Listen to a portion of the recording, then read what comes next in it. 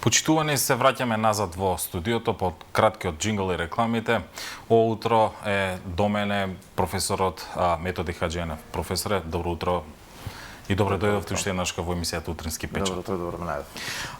На самиот почеток, можеби би сакал да ве запрашам, нели, каде што се фокусирани ние случувања и надписи за браната Каховка во Украина. Несомнено дека обвинувањата и од едната страна се присутни, кој е виновен за минирањето или за рушењето на браната. Се додека е војната, тешко можеби ќе најдеме вистинската информација, но можеме ли да ги проанализираме случувањата зошто дојде токму до рушење на оваа брана?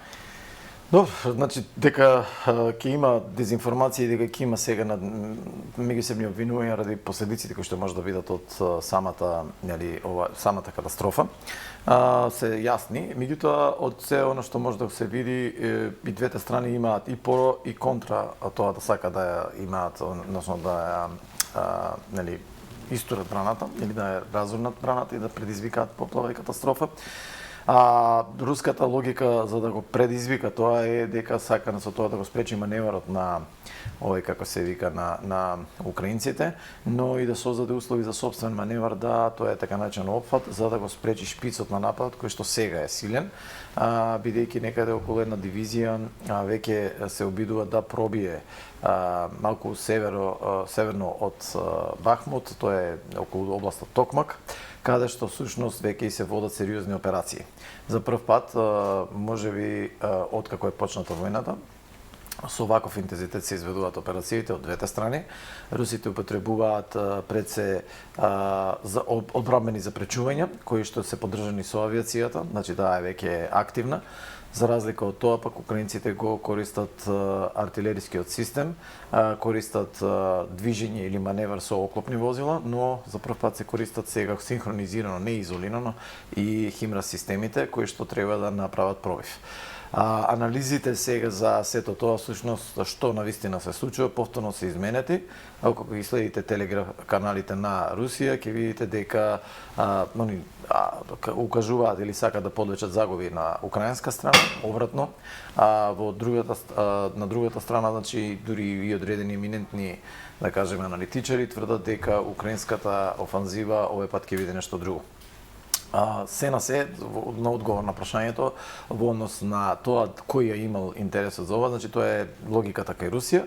Од друга страна, логиката на украинците да ја срушат, нели, оваа поплава или да предизвикаат поплава е прво да создадат поголем притисок на меѓународната заедница врз Русија, да го скренат поголемо вниманието да опасностите или да го зајакнат наратива за тоа дека Русија е терористичка држава, по тоа што гаѓа цивилни инфраструктури и секако да предизвика меѓународно правен, да кажеме, мобилизацијски ефект кој што нели треба да поентира или да лоцира одговорност за воени злосторства, бидејќи после ова, значи, може да настанат катастрофи кои што може да бидат далекосежни. Каскадните ефекти од повредата на критичната инфраструктура се длабоки и опасности или предвидувањето од сето тоа, иако постојат анализи кои што тврдат дека може и да не проиде така, значи ќе има ефекти, не дека нема, меѓутоа нема да бидат така катастрофални заради динамиката со која истекува водата. Но од друга страна, значи, сето тоа всушност ќе остави голема популација, дури Керсон се предвидувањата, анализите за ризици, дека може да настрада од целата оваа ситуација. Така да, реков, за двете страни, значи, имаат и про и контра аргументи дека имаат интерес да го всушност срушиле или да предизвикале. Имавме ваква една слична, помалку ако не иста слика на тези на обвинување кога стануваше збор и Северниот проток тек, односно неговото минирање и неговото уништување. Западот или украинците тогаш велат дека русите тоа го направиле, русите се бране, односно со нивните аргументи велеа која би била логиката. Да, во војна, значи, бидејќи ние сега само можеме да судиме по оно што ќе го или пречитаме во медиумите или оно што ќе се пласира во тие канали кои што, да кажеме, се настрано од мајнстрим медиуми, нели, за да избегнеме да бидеме со предрасуди или бајас, што се рекува, да бидеме под инфлуенс, под влијание на некој од тие медиуми. Тоа значи дека ваквите изненадувања не се туги за време на воените действија. Истите имаат за цел да предизвикат изненадување и ефект кај на спортивната страна.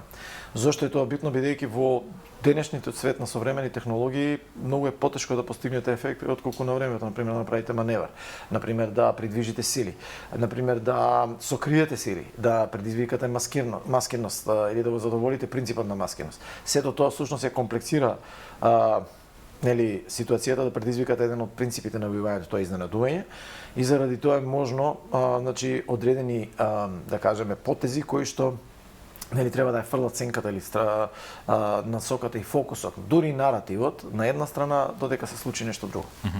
Професор Хаџијанов, еве говоревме кои може да бидат последиците, односно кои се веќе последиците, говорам и за населението и за животните тамо. Меѓутоа и пред малку споменавме со мојот колега околу нуклеарната централа Запорожје. Дел од медиумите велат дека сепак нема да има никакви реперкусии, говорам за работата на нуклеарната централа. Меѓутоа па дел од медиумите исто кога ги согледуваме и од едните и од другите велат дека можеби можно да се случи некаква нова нуклеарна катастрофа. Факт е дека нуклеарните реактори треба ли да бидеме загрижени и меѓународната заедница меѓу другото? Ние генерално треба да бидеме загрижени воопшто што има војна таму, значи тоа е првата работа. Второ, секако дека треба да бидеме загрижени затоа што во време на војна луѓето го губат да кажеме чувството за тоа колку можат да предизвикаат одредени некои работи, значи какви последици може да имаат. И вие кога ќе видите например како е тргнале Првата светска војна и Втората светска војна, како завршила, значи ви станува јасно како луѓето еволуирале во толку краток временски период. Со оглед на тоа дека оваа војна најверојатно ќе трае и тоа веќе се потврдува, значи не е нешто, веќе никој не зборува дека брзо ќе се заврши. Тоа значи дека стравот треба да биде тука присутен и тоа пак е да кажеме апел да се мобилизира што повеќе светската нели заедница, меѓународната заедница да најде модус да вклешти или да создаде некакво си прифатливо решение за кое што барем да има прекин или да го замрзне конфликтот во најмала рака и да бара начини за решавање на него. Дали тоа ќе се случи? Не, затоа што реков, ако се сеќавате уште пред неколку месеци говоревме дека влоговите толку многу ги кренање на двете страни што е просто неможно да се преговара, тоа значи дека се оди на цели ништо. Од тука генерално сега технички за самата нуклеарна централа, бидејќи станува збор за нуклеарни централи кои што имаат реактори на ладење со вода, постојат ризици за тоа дека ако нивото на водата падне под известна, како се вика, дека тоа може да предизвика проблем, да ги прегрее, како се вика, таму реакторите. Така реакторите. И сето тоа всушност да создаде експлозија како што беше и насочено. Верувам дека нема да дојде до тоа затоа што не има во корист ни на едните ни на другите, бидејќи ефектите од нуклеарната катастрофа се далекосежни не само за нив, туку и може да предизвикат и поголема Русија, но и пред се по Западна Европа. Ќе ги гледаме случувањата и ќе ги информираме гледачите со сите анализи, особено овие последните случувања со рушењето на браната. Професоре, какви се на терен случувањата? Контраофанзивата според Киев на почетокот пред рушењето на браната Каховка беше најавена и од самиот претседател Зеленски. Во меѓувреме некако се позаборави, односно изостана оние информации до каде се напредувањата, што се случува на теренот. Па, знаете, секогаш кога ќе почнете имате време за прегрупирање и реорганизација и најверојатно тоа го сватија украинците, заради тоа што дел од нападот, значи не се одвестуваше на она што они очекуваа на терен. Значи не очекуваа дека ќе има толку жесток отпор во одбраната на русите, сметајќи дека и тука сега се најверојатно поклопуваат оние анализи кои што ги говоревме за значењето на Бахмут, ако се сеќавате, дека после тоа значи фактички русиви ќе имаат континуитет, односно поврзана линија на снабдување, затоа што Бахмут беше центар на таа мрежа на инфраструктура која што овозможуваше снабдување или да го анулира првиот недостаток на почетокот на руската инвазија, тоа е непрекинат ланец на снабдување и логистика. И сега Треба да видиме, бидејќи начинот на кој што сега Украина форсира напад, барем од утрово, после она оперативен, да кажем, после оној оперативен застој, е, како што претходно објаснив, со сите арсенали и е со жесток оган кој што е комбиниран од реков артилериски орудија и оклоп. Тој е ризичен, меѓутоа е многу ефективен. Ризичен е заради тоа што може да предизвика, нели, така наречено гаѓање по сопствените цели, бидејќи мора да бара исклучително координација помеѓу артилериските системи и помеѓу оклопот, со оглед на тоа што имате околу некаде значи извесно време Украина добиваше доста оклопни средства, дел од тие средства се и заробени од Русија, така натаму и така натаму, значи они успеа да направат една челична тупаница која што сега сакаат да ја искористат како фаворит, преку брз маневар и оган сакаат да направат пробив на одредени делови во руската одбрана. Ако го постигнат тоа, во тој случај ќе можат да заземат тој дел, да пенетрираат внатре и да ги разбијат тие редови, односно да спречат делови од понатаму со изолирани диверзантски акции, да ги спречат деловите на снабдување на главните еленови на одбраната. Случувањата со браната и со рушењето ќе има некако пореметување или менување на плановите на Киев во однос на контраофазивата на терен? Дефинитивно тоа го реков, значи со ова фактички сега русите си анулираат еден проблем, да тоа е да вршат насилен премин на река, бидејќи видовме дека претходните обиди за насилен премин на река, затоа што одбраната е концепирана, доктрината на одбрана е концепирана со офанзивен маневар на русите. И сега преку тоа тие ќе си дозволат можност, односно ќе бидат во предност да можат да маневрираат, да прават маневар и на тој начин да се извлечат од опкружувањето кое што би настанало доколку пенетрира украинската сила во даден дел од одбраната. Така. Отприлика ги начнавме, ги заобиколивме овие последни збиднувања кои што се несомнено актуелни во светската јавност. Овдека некаде би сакал малку да се фокусираме уште едно-две прашања во интерес на времето за регионот и случувањата околу Македонија, па и Македонија. Од она што покажуваат податоците на Европа и на Frontex, има некакво раздвижување на мигранти на оваа балканска маршрута. Податоците говорат дека Frontex известува за голем пораст на бројот на илегални мигранти, особено на балканската маршрута. По оваа тема или за оваа проблематика се изјасни министерот за внатрешни работи Оливер Спасовски, кој што истакна дека Македонија во соработка со силите на Frontex успешно се справува со илегалните обиди за влез во државата. Треба ли Македонија, професоре, да стравува за некаков нов мигрантски бран и зошто во овој момент имаме такво некакво раздвижување во регионот?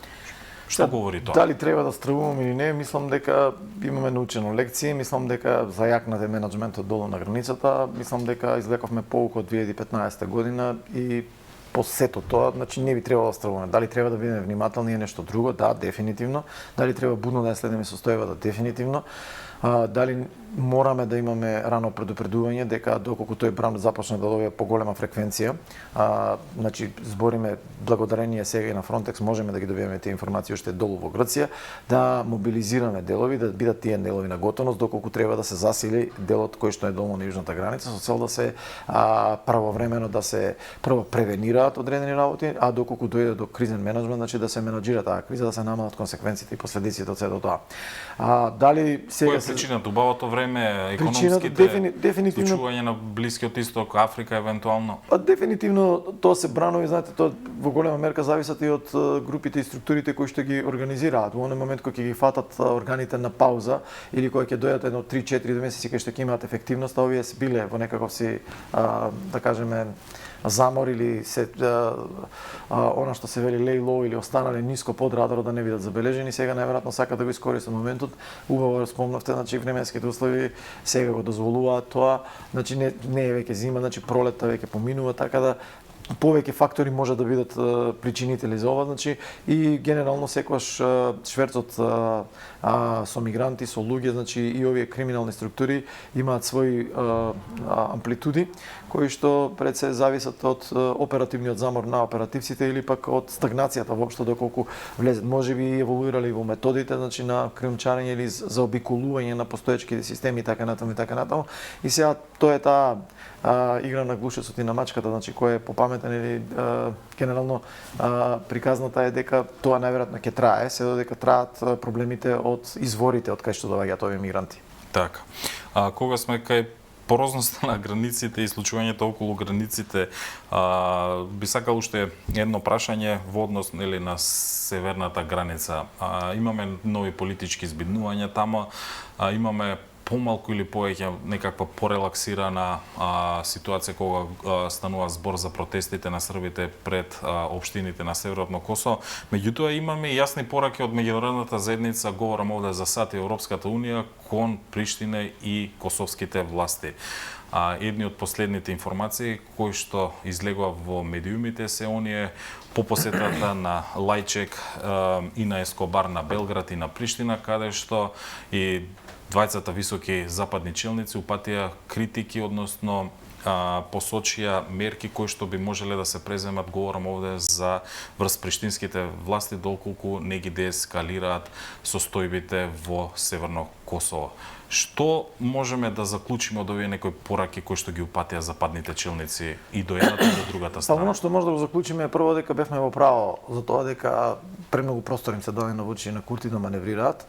А сега они гасат последици, значи како се вика, значи ги менаџираат последиците од тоа однесување, бидејќи знаете кога веќе ќе се задемете и кога ќе се залетате и ако загубите осет за реалноста, дека сте мокни и дека имате нас против вас несериозни или бајато заинтересирани дипломати, овој како се вика, тогаш ќе се однесувате вака. И сега тоа е грешката која што нас барем во регионот од 90-тите години нааму не пати а тоа е дека секогаш овие лидери кај нас во регионот тргаат од можеби најдобрите позиции, надевајќи се дека ако почнат да се подигруваат со Западот, ќе добијат подобри позиции, секогаш губеле. Историски гледате, значи како тргаат работиве, секогаш кога ќе добиете таа позиција која што сте имале на почетокот на преговорите била најдобрата од можните позиции. Сите позиции кои што ги дадат се многу полоши. А тоа произлегува пред се од капацитетите кои ги имате за да можете да давате отпор. Значи ако Косово има извор за маневр, значи во оваа ситуација, како да најде алтернатива за, да кажеме, за евроинтеграциите, кои што им се главниот ветер у грб и за признавање, и за интернационализација, и за одржување на стабилноста и така натаму и така натаму. Во тој случај можеби ќе треба се разбере Курти дека глуми дека не ги разберал пораките или не чувам такви пораки.